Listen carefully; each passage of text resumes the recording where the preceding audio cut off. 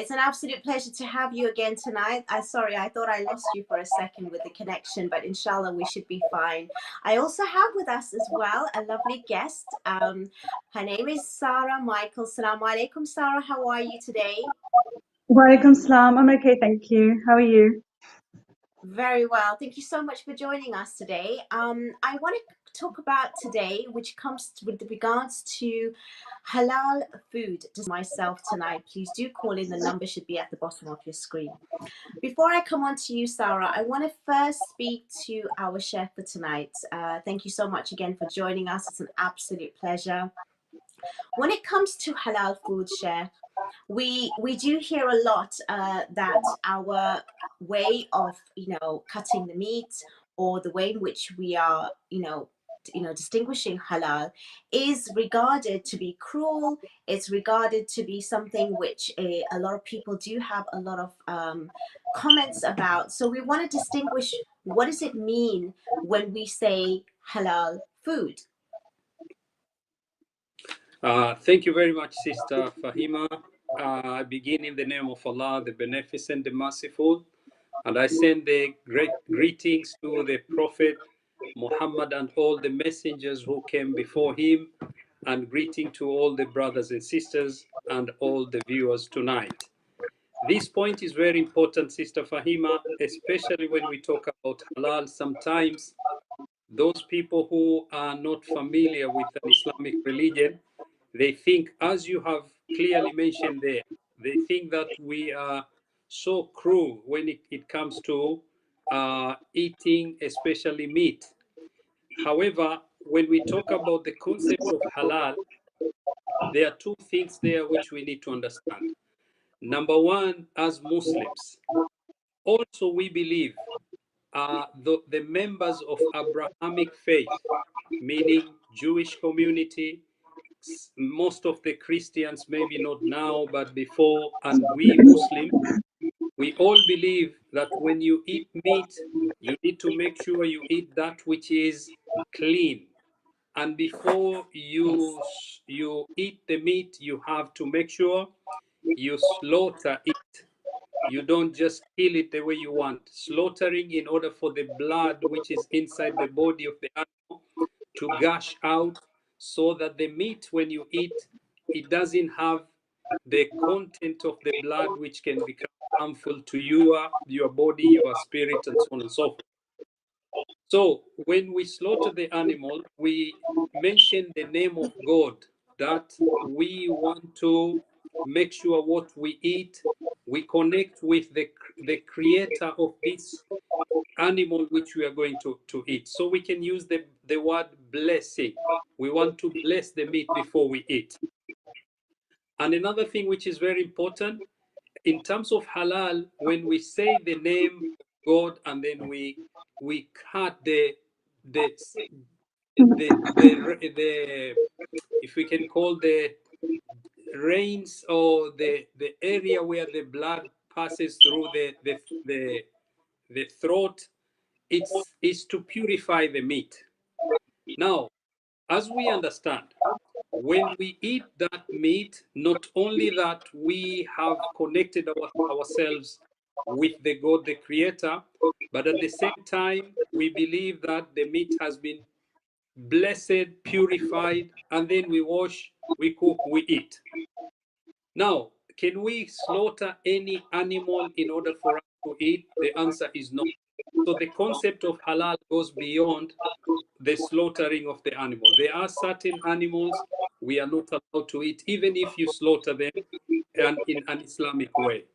These are pigs, dogs, snakes, for example, and many others. We don't eat them because they are not halal. They are not clean, even if you're going to slaughter them. So on that basis, we go to the Holy Quran. If you look at chapter 7, verse number 32, you can find it clearly that God the Almighty says, I did not make the embellishments unlawful for you. I made it there for you. And the nice food, you can eat that. And in many other places in the Holy Quran. So we understand that God wants us to eat and drink, but we can't eat and drink anything we want. We have to eat that which, according to his wisdom, he knows that these can benefit us, can benefit our soul, can benefit our bodies, and so on and so forth. And on the other point, I have some friends who are not Muslims. When they have tasted the halal meat, they tell you clearly that the taste of halal meat is different compared to that which is not halal. They said we didn't know why. Maybe it could be the reason that when the animal is slaughtered, the blood comes out, and when you eat it, it is bloodless. But the key point again is that way of blessing the animal before we eat. This is at the moment. Maybe we can add some other points later, inshallah. Yes, no, absolutely. That's an amazing introduction. Thank you so much, Sheikh. It's really important that we do understand. A lot of us are even brought up as Muslims, and we forget what is the actual reason behind halal meat, and that way of slaughtering the animal and the reasons behind it. And when we hear these kind of controversy and distinguishes which are made by outsiders to say that is cruelty or anything that is harmful to the animal, for example, then there is even science to prove that the actual acid, that is contained in the blood is actually quite dangerous, and it can cause a lot of problems in the kidneys, and there's a lot of scientific proof around it. So we do have a lot of sort of evidence to show that this way of slaughtering the animal is actually for your benefit, regardless of the religious factor. So that's really important to clarify, because there are people that want to find out about it regardless. And we also need to understand that eating halal meat, obviously, yes, there's a taste to it, there's a meaning behind it, and for your health benefits as well, which is what I've, just sort of summarized what you just said, which is really amazing. When it comes Thank you. to the certain guidelines, I'm going to come back to you on this. Obviously, it is quite difficult because there are certain rulings as well that we have within our religion when it comes to sitting beside certain people that are eating things that we're not allowed, or especially drinking things that we're not allowed, and it's not permissible. So I'll come back to you on those questions. But firstly, I want to come to you, Sarah. When it was your journey into Islam, I know there's so many rules out there. There's so many things that we have to follow as Muslims, especially as a new Muslim. I know you've been a Muslim for very many years right now, and I'm sure there's still challenges and they change over time. And you being an aspiring chef yourself, I think this is quite a fitting topic, that food is really, really important. So it's really, it's really a pleasure to have you on our show Thank tonight. you. So how was your journey in sort of distinguishing halal food from haram, and how long did it take you, or was it an easy process for you to sort of, adapt in your daily diet? How did it work for you personally? So from a very young age, and obviously I knew about Islam, I knew about the halal and the haram. I just stopped eating the non-halal by myself. But obviously, living in my parents' house, it was quite difficult because everything that they bought wasn't halal. So eventually, when I was on my own, I made sure that everything I bought, was okay for me to eat. I stopped eating the things that I shouldn't have eaten. And I just kind of like got used to it. Now I fully understand like what I can and can't have, and I accept it now because it's part of my religion, and even for my kids as well. Everything that they have is halal, and also they understand that gelatin can't be eaten in certain sweets. So they're quite understanding of that. So yeah, Was it really was it really something that when you were living with your family, or even now, I'm sure you have relatives who are not Muslim, yeah. how do you navigate between that? Because I know that it is something that can be quite testing, maybe in your own household and now on your own, Mhm. that is something that you have control over. So what Yeah. happens when you actually visit somebody else, say family or friends, and they don't actually have halal on the table? Most of the time, like for example, if I go visit family, like my dad, for example, I'll say to him, I'm cooking, like I'll take the food to him. So at least I know that what I'm eating, I've done it. I know where it's come from. I know what it's been cooked in. But yeah, as well, like I do have friends as well that I go and visit. They know about my religion. They know what I can and can't eat. So they do try and make the effort as much as they can to provide something, to me that I can eat. But it does become an issue because I always have to explain it.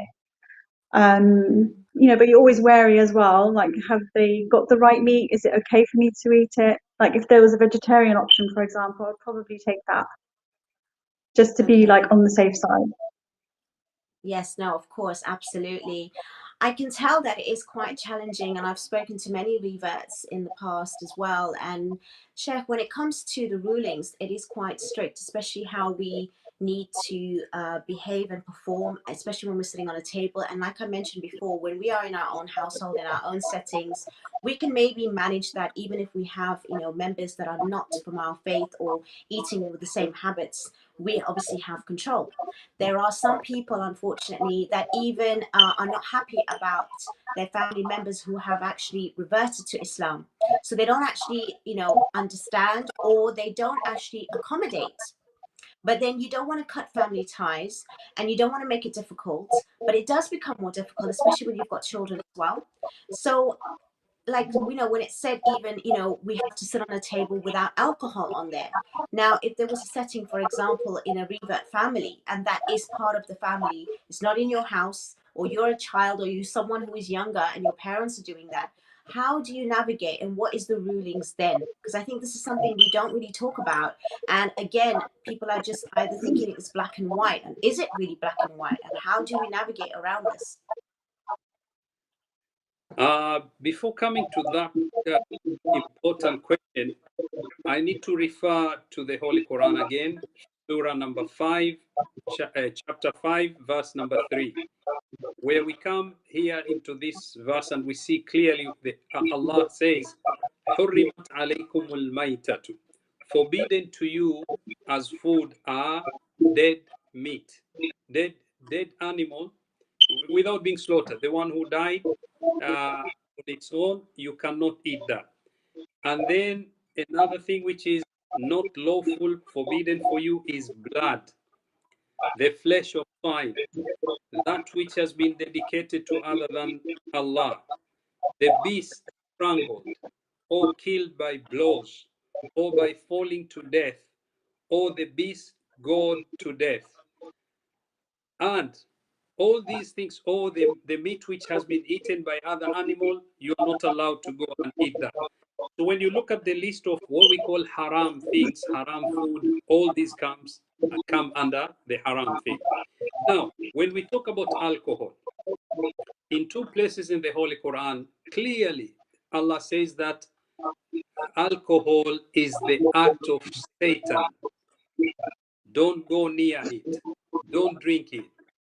Today, I think the science and social Mhm. interaction has made it very clear for us to understand that when you drink alcohol, even if you say that it is for minimum usage, you may find that the problems will become many times more than what has been thought.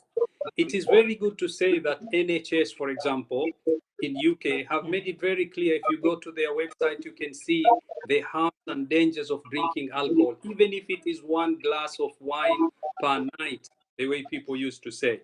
And when you come Yeah. to the pregnant women, you can see there are a lot of problems which are going to be connected with the babies who are born if the mother drinks alcohol. So Islam is very clear that this is haram, don't drink it. Now, in our social interactions, if we meet with people who drink alcohol, well, we are not allowed in Islam to sit with them on one table.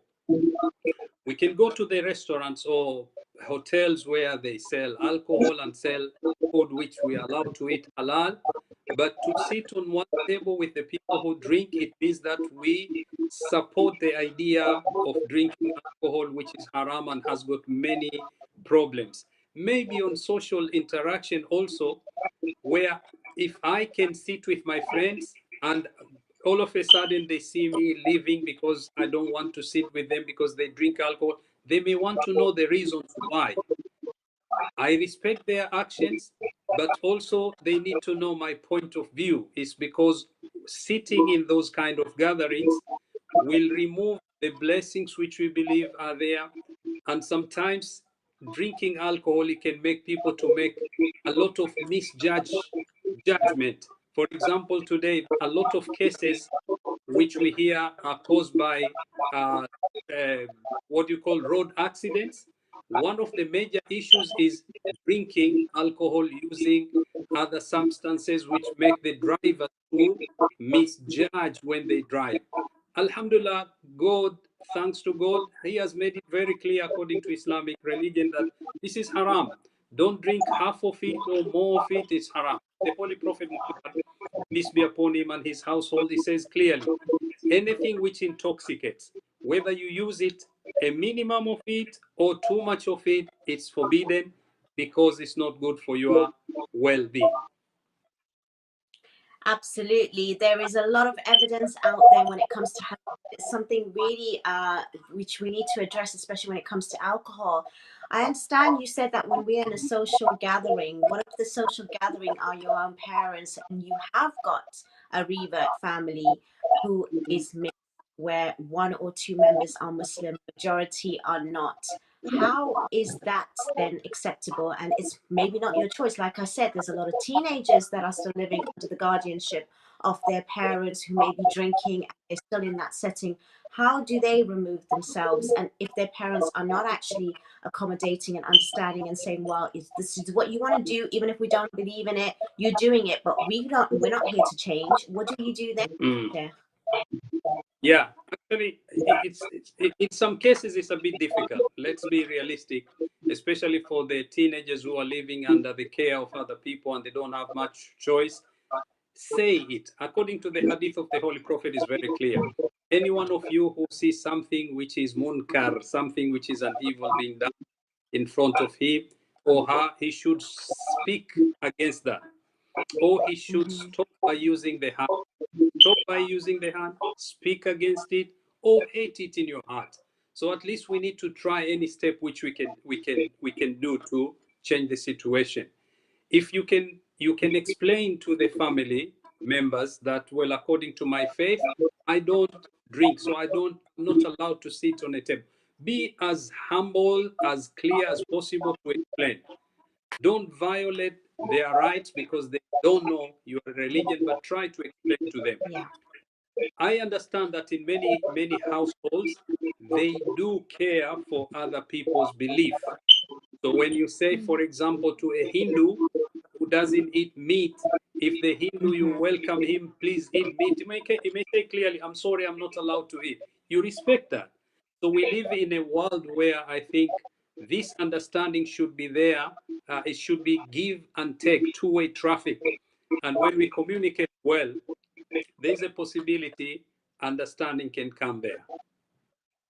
Absolutely. No, I only just push these kind of questions because there are extreme circumstances, unfortunately, that do exist. But you're right. Majority of the time, families are quite accommodating and they will actually understand.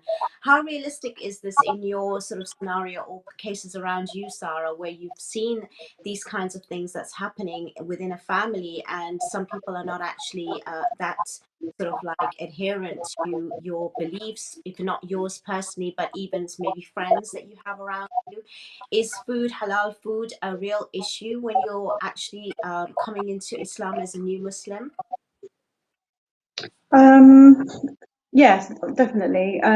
But when it comes to the alcohol, for example, if you're going out for a meal with your friends, they're going to want to order something, especially if they're not practicing or if they drink. That's where the actual problem comes in, because then you have to leave that table and go sit on a different table, which I have done in a few situations. But I have explained, and I've said to them, look, I can't sit with you because you're drinking. They do get upset, even when you explain it, because for them it's normal. They want to have a drink with their meal. So it's hard for them to understand that you can't actually sit with them. But on a few occasions, yes, they haven't had a drink because they obviously want me to be with them on the table. So it's either the drink or I'm going to go sit somewhere else. yeah, but it's a very difficult situation, and it does put you off actually wanting to go out with your friends and go for a meal, because you do feel a bit embarrassed to be in that situation, that I have to tell them, don't order alcohol because I'm with you. Yeah, so if I can, try to avoid it, then I do. That's brilliant. What other challenges are there regarding food, especially given your situation that you are, obviously in that industry and field anyways? How do you see it, even like, say, for example, schools that are providing halal, is it really strict? Mhm. Are we aware, even as the leaders and the ulama, are they giving even some sort of like knowledge and information and getting themselves involved in the school boards? Because Mhm. just because they provide halal doesn't mean they're providing it in a way Mhm. that our children are actually being given it, because maybe they're using the same spoons, maybe the same Yeah. dishes, you don't know. So like we did discuss this Mhm. before the show, what were the problems that we need to raise today so that hopefully we can have better sort of understanding and connection, so that we actually as Muslims take that responsibility to ensure it's not just like a certificate that's been put on there, but the actual Mhm. preparation, and people that are serving halal who are not Muslim understand the distinguishes, because especially when it's to children. Mhm. Um, Well, luckily where I am, most of the schools that I do work in, they have to provide the halal.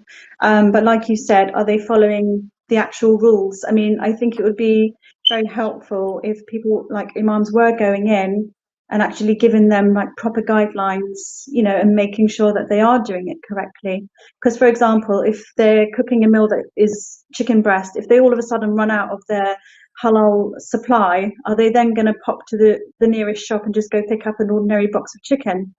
Do you see what I mean? It's like, do they care enough to make sure that they are actually serving halal meat to the children?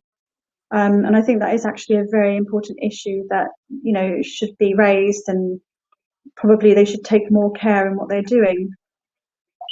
Absolutely. I think it's a topic that we haven't actually spoken much about before, Chef. And when it comes to especially our schools and children, as adults, we might have the knowledge, but are we involved enough when it comes to it? I mean, it's not enough to just have a stamp of halal. It's a whole process, because in your home, you've got clean dishes, it's not mixed with anything. We know Hmm. as adults, even if we're out and about, to actually, ask these questions.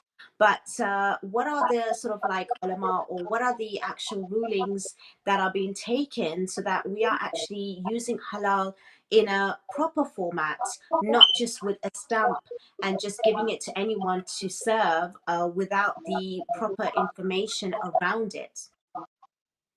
Yeah, I think the point is very important to be discussed. We understand that there are two things here. Number one is by laws. There are laws when children, Muslims, or even from the Jewish community, when the Mhm. food it says kosher, so the school understand, the board of directors, they know that by law we have to follow this. So now, yes, there's this second point, which is on the ground. Do they follow the laws or not? Do they mix, as Sister Sarah said there? So there are these issues which I think we need to work closely with the schools. And I know there are some imams who go around schools for assemblies and to meet with the head teachers. They speak to them. So hopefully there will be this understanding between the communities where the issue of halal, when it's discussed, is known clearly very well. Absolutely. And I do know that nowadays it's a lot more difficult, especially looking at the normal ingredients. If you go around the supermarkets, that I find myself personally having to read all the ingredients, even from things that you wouldn't even expect. Like, okay, now we know that even sweets have it, but even certain things like you would think like flour or bread, or, certain puddings or whatever it may Hmm. be, that is out there is continuously being contained and contaminated by things that we are not allowed to eat. And a lot of people are like, well, we don't know, so we're not aware of it and it's fine. But do you think that us as Muslims especially we need to now take that responsibility that I actually go to the shops and I spend ages not just by shopping but actually reading the ingredients. I'm the one standing there and looking over all the ingredients that's there on almost all the stuff, and even over time it does actually change. So they have whether, and it's quite extreme, it's not just the alcohol, it's the pork as well. So it's many things that we have to be aware of. And I remember even going into one of the supermarkets, and because I was wearing the hijab, so the actual person serving me realized I was Muslim. And you see the importance of actually wearing the hijab for so many reasons as well. She actually warned me. She goes, you know that this contains this. And I was like, oh my gosh, I didn't realize, because I always bought it and it's never been like that. She goes, no, because I saw you are like that. And I didn't want to question you. But at the same time, I wanted to make you aware if you actually did, follow the strict rules. So it's really important that, when we do wear the flag of our faith, it does actually save you in many occasions. And I was saved, from eating and buying something that I probably wasn't aware of. So when it comes to food ingredients, Sarah, and when it comes to Muslims abiding by the rules, do you think that as new Muslims, they are actually aware? Do they take more interest, do you think, because they are new into the religion? And how do you sort of like place yourself, comparing yourself to the rest of the other Muslims that are just like, well, we don't know, we've always bought it? Because I have heard that once you only are sort of like obligated if you have the knowledge, and a lot of people choose not to have that knowledge and look and make the effort because it's an inconvenience to now realize they cannot have that product or that ingredient. What is your thoughts on this, Sarah? Well, I'm the same. Like as soon as I came to Islam, I had to check ingredients because there was obviously things that I was eating before that I could have, but obviously now I can't. So, for example, if you even go to the shop and you want to buy a mousse, you can't even have that because it contains pork gelatin. And in a lot of stuff, like a lot of things are hidden in there, but you do need to know obviously the ingredient that you're looking for. Because on a lot of packaging as well, I've noticed that it doesn't always say suitable for vegetarians. But when you go and look into the ingredients, it does contain some kind of an animal fat. So you do kind of like know, okay, straight away, okay, I can't have that. It is disappointing because they seem to throw in everything that you really want to have, and you can't have it. And for example, if I'm out with family or with a friend doing my shopping, yes, I am the one standing there reading the ingredients because I want to make sure that I'm eating something that is halal and that is, something good that I can have. So I don't mind taking the extra time to do that, to make sure that it That's is okay. amazing.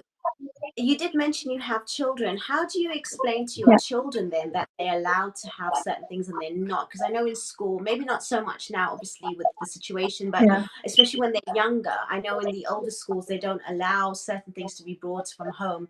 But when it's, say, for a birthday, how do you sort of navigate as a parent to sort of, for a young child especially, for them to be aware? I mean, okay, firstly, you can inform the school itself, but sometimes children amongst them, between them, they might give them a sweet or something or whatever it may be, especially these Haribos.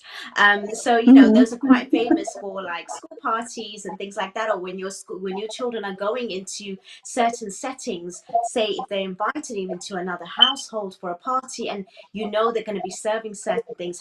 It's like, again, we as adults, we can really make these choices and choose.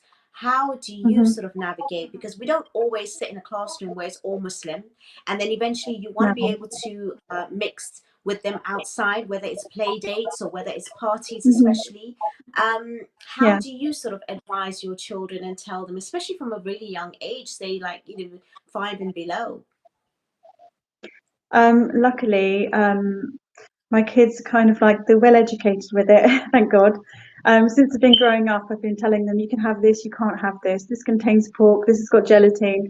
So straight away, like when I go shopping, even my 4-year-old, she's like, can I eat that? Has it got gelatin? So she already kind of like knows, it's already like in her mind, what she can and can't have, which I really love, and when it comes to school parties, she usually brings them home, and then I will decide and tell her if she can have it or not. But she knows she can't. That's why she hasn't opened it. Thank God. So yeah, I'm quite strict on it, and they understand it. they ask, is it halal? Can I eat this? And even if they go to a friend's house, I always tell them, be careful. Like if there's a different kind of option, have that. So they're fully aware of it, and thank God it's quite easy for me, and I don't really need to put a lot of pressure on them because I trust them and they understand. Mashallah, it shows obviously with your own belief system and the fact that you're strict, it does filter onto your children, and that's really important when Yeah. it comes to raising children. And it does sort of like make it easier because you are that particular way. Chef, when it comes Mhm. to our children, again, I think it's really important that we do have these sort of parenting skills that, or, being role models ourselves, and we do teach them from a young age because the food intake is really, really important. It's also not just because of halal and haram, it comes with the whole package. And, halal is not just there as a guideline just to say because we're allowed, we're not allowed. There's a reason behind it, like we said. It's for your health, it's for your benefit, it's for protection as well in many ways. So when it comes to our young children, do you think that we are actually giving them that education behind it, as in halal, haram, or are we actually giving the meaning and the explanation so that they actually will be conscious about what they're doing and not just being afraid of not doing something? Because a lot of us, we practice because we're afraid of a punishment instead of understanding that it's actually for our benefit so that we can continue in the long term in that way. Yeah, I think we have challenges with our children, especially when they meet with others and they see others enjoying their sweets, and you tell them not to. Sometimes they are disappointed. They come home, they say, "Oh, today there was a birthday for our friend, but I didn't take the sweets." It is disappointing, but I believe children, when we tell them the truth, they understand Mm-hmm. regardless of the age. And this should continue. Let us tell them whatever we can manage to tell them according to their way or level of understanding. I know many parents, they don't know the wisdom behind haram. They can just say, well, this is haram, don't go near it.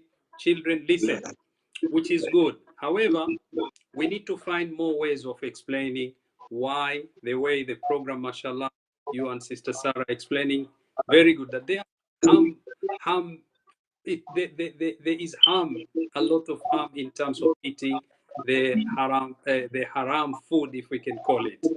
Now, children, they need to be substituted.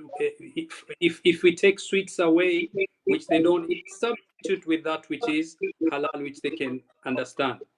Can we now go to another level? Can we make our own halal foodstuffs? Can we make our own, for example, sweets, ice creams, and so on and so forth? Because halal market is so huge, and those Mm. people who know, they have come into the ground to start selling halal food. If you look at the halal markets, you can see that the market, this market itself, is growing bigger day by day. We need Yes. to make stand, especially within Muslim community, to make aware, to bring the awareness that, you know what, we can bring something which is halal and for our children to enjoy. And the business people there who listen and are ready to spend their money for this business, there is a barakah also, there's a blessings which we need. But the first step, we should explain to our children what is halal, what is haram. It is difficult in the beginning for many families, I know, but eventually children listen and they follow. And the most important and final point from me on this particular point is, children need to see the actions from the parents. Why can't you Yes. buy the halal sweets and eat with them? When they see you do that, they will follow, inshallah ta'ala. Absolutely. No, it's very true. And I love the fact that you said that there is a market out there for that kind of industry. And we do find a lot of halal food shops. We do find a lot of Middle Eastern, South Asian, whatever it may be. But unfortunately, they are still only in the particular areas where it's concentrated with Muslim only. So people that are living outside these areas, like myself, I don't live in one of those areas. Unfortunately, I have to travel to buy my halal meat. And now there are more online, but I do find that if you do have something online which is halal, or even in the supermarkets, there is a section for halal, it is such, a price difference difference when you're buying your meat and when you're buying your food products. Unfortunately, we as Muslims need to consider that just because we're providing something for our Muslim people, we need to be also mindful of the price issue, because a lot of families may not choose to even buy halal because it's overpriced, and it's something that we don't discuss, especially when the pandemic even started. The meat shops, Yeah. unfortunately, they were the most expensive compared to anywhere, and there was no rule on that. And the Muslims were the ones who were putting the prices 3-4 times more than anywhere else. And this is something If I we need to call them out. Yeah, if I can come to this particular point, I'm sorry for No, no, please interjection. carry on. Actually, just today we had a discussion with some of my students. We were discussing on this issue, and they mentioned this point particularly. Of course, some businessmen, they were greedy and they wanted to take advantage of the situation. I said to the students, know that there is a big punishment within Islamic penal code for the people who are behaving like this. But at the same time, it is haram. How are you taking advantage of the people who are in need in the time of pandemic and then you overcharge them? But another thing is, imagine now if their licenses would be taken away by the government and the names would appear of this Muslim and that Muslim and that Muslim. This is shame in our community. They need to be reminded about this. That is always a question. I mean, we want to reprimand, but sometimes we don't because of the image of Islam. But unfortunately, like you said, it is always the minority that may do this, but they still need to be called out to some, some sort of, recollection as to why they are doing this, because it is harmful to most. And if they don't get sort of like not necessarily punished, but called out, or taken away to a certain extent to speak about this, then they might just continue, and that's why this happens. So it is a paradox as to how we navigate around this, because we don't want them to disappear. And we don't want the name to look bad, because as soon as there's a Muslim name out there, it is obviously publicized in the worst manner, and it does make it like as if it's brushing, everyone under the same sort of like, paintbrush and stroke. That's the difference. But at the same time, they shouldn't be brushed under the carpet so that it continues only for the masses as well.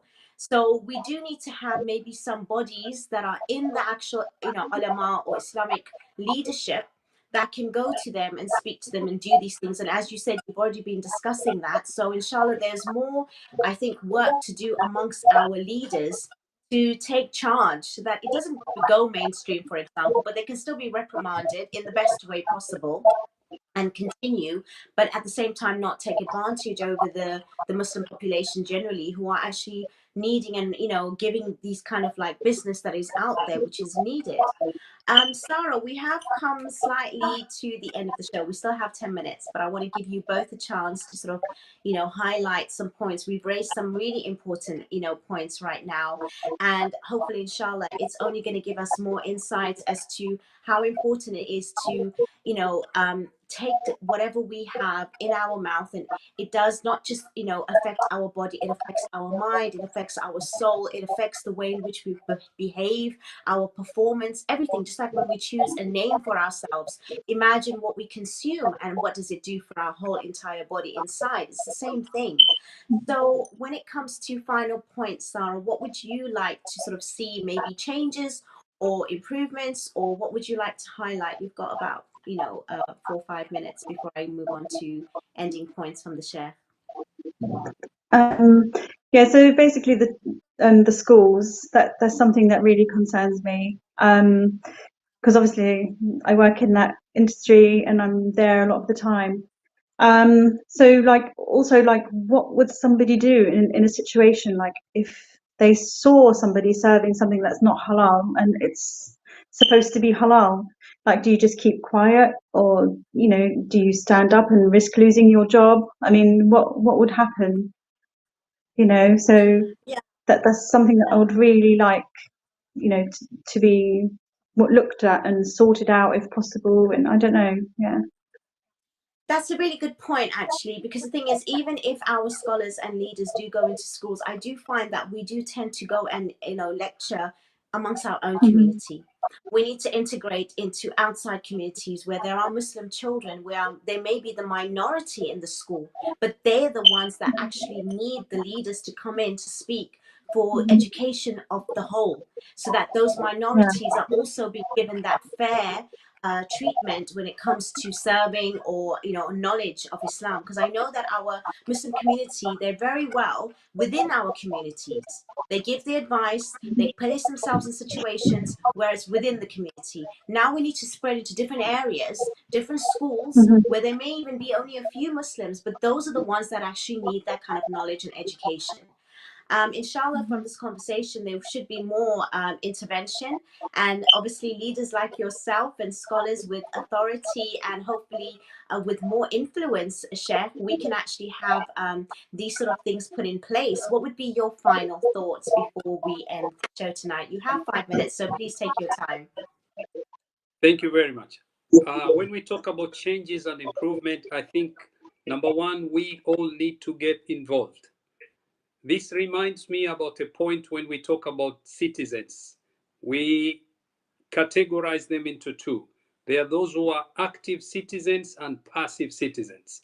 I think we all need to be active citizens. Let us participate, try to do something which we can manage to do, especially bring changes within our communities and societies. I'm so glad that we live in UK, and UK, you can find all types of people from all over the world, and it is easy to understand.